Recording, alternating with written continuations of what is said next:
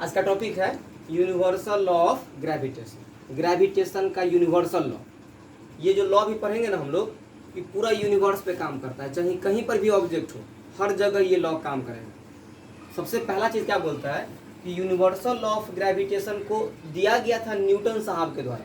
Universal law of gravitation किनके द्वारा? चूंकि एक नियम है, क्या तो नियम है तो कोई ना कोई तो दिए होंगे, देने वाले थे न्यूटन, सर इज़ैक न्यूटन। तो इसीलिए इस लॉ का एक और नाम हो गया न्यूटन्स लॉ ऑफ ग्रेविटेशन। सबसे पहला चीज वही लिखे हैं कि the universal law of gravitation was given by Newton, so it is also known as Newton's law of gravitation. क्या बोले? यूनिवर्सल लॉ ऑफ ग्रेविटेशन कौन दिए थे? न्यूटन साहब दिए थे, इसलिए इसको हम बोलते हैं क्या? न्यूटन्स लॉ ऑफ ग्रेविटेशन, या फिर बोल सकते हो यूनिवर्सल लॉ ऑफ ग्रेविटेशन। देखो सबसे पहला चीज कि यूनिवर्सल लॉ ऑफ ग्रेविटेशन या फिर न्यूटन्स लॉ ऑफ ग्रेविटेशन के हिसाब से क्या बोले थे वो न्यूटन साहब ने क्या बोला था? तो बोलता है according to universal law of gravitation. ध्यान समझना, न्यूटन साहब ने क्या बोला था। उन्होंने बोला था कि every object in the universe according to universal law of gravitation, gravitation का यूनिवर्सल लॉ के हिसाब से उन्होंने बोला था कि दुनिया का जितना भी वस्तु है, every object in the universe, ब्रह्मांड का जितना भी वस्तु है, अट्रैक्ट्स ईच अदर, एक दूसरे को खींचता है। दुनिया का हर एक वस्तु एक दूसरे को अट्रैक्ट करता है विथ ए फोर्स, एक बल से। वो जो बल होगा ना, directly proportional to the product of their masses. ध्यान से समझो, यही बात यहाँ लिखे हैं, directly proportional to the product of their masses. मान लो एक बॉडी है ए, एक बॉडी है बी, कोई दो बॉडी है सपोज। मान लो इसका मास है m1, इसका मास है m2। क्या बोले कि दो बॉडी है, एक है ए, एक है बी, एक का नाम दे दिए ए, एक का नाम दे दिए बी। ए का मास है m1, बी का मास है m2। अब क्या बोलता है कि न्यूटन साहब ने क्या था, मान लो इन दोनों के बीच में डिस्टेंस है r, इन दोनों के बीच में डिस्टेंस कितना है r। मान ली ये तीन चीज मान ली कि एक का मास m1, एक का मास m2 और दोनों के बीच में डिस्टेंस r है। तो न्यूटन साहब ने पहला चीज जो बोला था, उनके ये जो यूनिवर्सल लॉ ऑफ ग्रेविटेशन है इसको दो पार्ट में बांट के पढ़ा। पहला पार्ट उन्होंने बोला था कि every object in the universe attract each other, ब्रह्मांड का हर एक वस्तु एक दूसरे को खींचता है।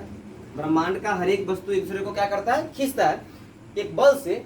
और वो जो बल होगा ना, किसके डायरेक्टली प्रोपोर्शनल होगा, समानुपाती होगा। तो इन दोनों का मास का गुना का, प्रोडक्ट का। जैसे देखो ये दोनों दूसरे को खींच रहा है, तो एक बात तो क्लियर है कि दुनिया का वस्तु है, ब्रह्मांड का वस्तु है, तो एक दूसरे को खींच रहा होगा, एक फोर्स से खींच रहा होगा।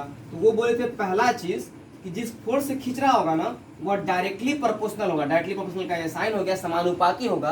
कौन चीज का? तो ये जो दोनों वस्तु है ना, इसका मास का, प्रोडक्ट का।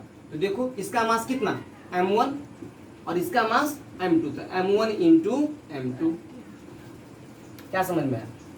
Every object in the universe attract each other with a force, एक बल से जो कि डायरेक्टली प्रोपोर्शनल होगा। कौन चीज का?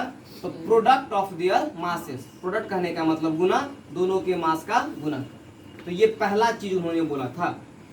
अगला बात, सेकेंड चीज उन्होंने क्या बोला था कि and inversely proportional to the square of the distance between them. ध्यान से देखो, इनवर्सली प्रोपोर्शनल, ये चीज तो यहाँ प्रूफ किए हैं। एफ डायरेक्टली, देखो वो बोले थे ना कि the force between two bodies, दो वस्तु के बीच में force is directly proportional. Directly proportional होता है कौन चीज का? To the product of their masses, तो m1 इंटू m2। सेकेंड बात क्या बोला था कि and inversely proportional to the square of the distance between them. देखो यहाँ पर ये क्या है? Inversely proportional to the square of the distance between them. इन दोनों के बीच में डिस्टेंस कितना है? तो r। तो ये फिर से लिखते हैं f, फोर्स इनवर्सली प्रोपोर्शनल होगा कौन चीज का? तो दोनों के बीच में जो डिस्टेंस है, दोनों के बीच में जो डिस्टेंस है उसका स्क्वायर का इनवर्सली प्रोपोर्शनल है। तो दोनों के बीच में डिस्टेंस कितना है? r। दोनों के बीच डिस्टेंस कितना? r, तो 1/r। और बोलते हैं स्क्वायर ऑफ द डिस्टेंस, तो r पे एक स्क्वायर लगा दो। जी, force directly proportional to the product of their masses and inversely करते हैं तो 1/, लगा देते हैं ना। Inversely proportional to the square of the distance, तो डिस्टेंस कितना है? r, उस पर एक स्क्वायर लगा दो बिटवीन दे। तो इसको मान लेते हैं इक्वेशन 1, इसको मान लेते हैं इक्वेशन 2। अब जब दोनों इक्वेशन को मिलाएंगे, जब हम दोनों इक्वेशन को 1 और 2 को मिलाएंगे तो क्या हमको मिलेगा? देखो जब हम इक्वेशन 1 और इक्वेशन 2 को मिलाते हैं तो हमको क्या मिलेगा, F directly proportional to m1 into m2। अच्छा इंटू 1 तो 1 तो बात वही रहेगा, अब बाई आर स्क्वायर। इधर एफ है तो एफ ले लिए, डायरेक्टली प्रोपोर्शनल तो directly proportional, m1 into m2 into 1 तो बात तो वही रहेगा। अब बटा में कौन चीज, बटा में आर स्क्वायर। तो ये हो गया दोनों इक्वेशन को कंबाइनिंग इक्वेशन 1 एंड 2। यही चीज यहाँ लिखे हैं, कंबाइनिंग इक्वेशन 1 एंड 2। जब हम इक्वेशन 1 और 2 को मिलाते हैं तो हम क्या मिलता है, force directly proportional to m1 into m2 by R square. अब देखो ये जो प्रोपोर्शनलिटी का साइन है ना, इसको हटाने के लिए एक कांस्टेंट का यूज किया था। ये जो साइन है इसको बोलते हैं प्रोपोर्शनलिटी कांस्टेंट। इसको हटाने के लिए एक कांस्टेंट का यूज किया जाता है, और यहाँ पर कौन चीज का यूज किया गया, तो एक कांस्टेंट का जिसको बोलते हैं जी। ये प्रोपोर्शनलिटी का साइन हटाने के लिए हम लिखे बराबर एफ बराबर ये इसके जगह पर जी और m1 into m2 by R square. बोलोगे सर ये क्या है, इसको बोलते हैं यूनिवर्सल ग्रेविटेशनल कांस्टेंट। जी को क्या बोलते हैं, यूनिवर्सल ग्रेविटेशनल कांस्टेंट। ठीक बात, ये कोई चीज पर डिपेंड नहीं करेगा। ये जी जो है ना, ये कोई चीज पर ना डिपेंड करेगा कि दोनों बॉडी के बीच में मीडियम क्या है या दोनों बॉडी का मास क्या है, इस सब पे डिपेंड नहीं करता है। यही हो गया यूनिवर्सल लॉ ऑफ ग्रेविटेशन। दुनिया में कोई भी दो वस्तुओं को अट्रैक्ट कर रहा है, वहां पर उसका हम चाहते हैं कि कितना उन दोनों के बीच में फोर्स लग रहा है, उस बात को अगर निकालना चाहते हैं तो यही लॉ काम करेगा, यही फॉर्मूला पे निकलेगा। F is equal to G, G कहने का मतलब universal gravitational constant m1 into m2 by R square.